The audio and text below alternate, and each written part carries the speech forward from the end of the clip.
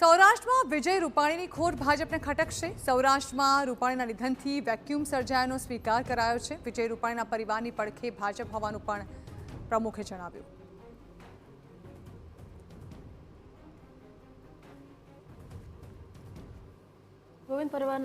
ગોવિંદ પરમારના પરિવાર વિશે આપણે વિચાર્યું, આપણે કીધું એમના પરિવારની લાગણી પણ રહી છે।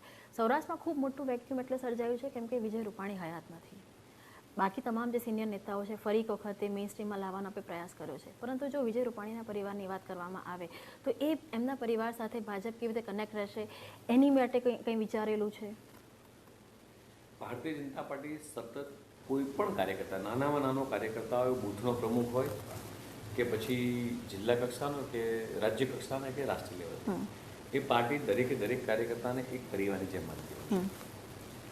વચમાં મારે રાજકોટ જવાનું થયું ત્યારે હું મારા રાષ્ટ્રીય સંગઠન મહામંત્રીથી માની તો બધા જ લોકો એમના ઘરે મળવા માટે પણ ગયા હતા। અને હમણાં જ 2 દિવસ પહેલાં પણ જ્યારે હું રાજકોટ ગયો ત્યારે મારે ને સ્વશ્રી મને જેવી રૂપાણીના ધર્મપત્ની અંજલિને પણ મળવા થયું।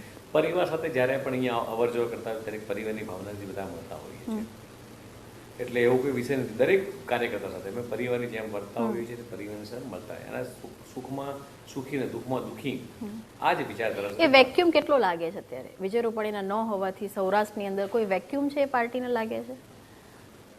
બેન, એવું છે કે ઘરની અંદર કોઈ પણ વડીલ હોય એનું કદાચ આવી રીતે અકાળે અવસાન થાય તો એ ચોક્કસ એ પરિવાર હોય, સમાજ હોય કે રાજકીય ક્ષેત્ર હોય, એ ક્યાંક ને ક્યાંક બેન કોકને કોક વ્યક્તિને એની ચોક્કસ ખોટ દર્શાય।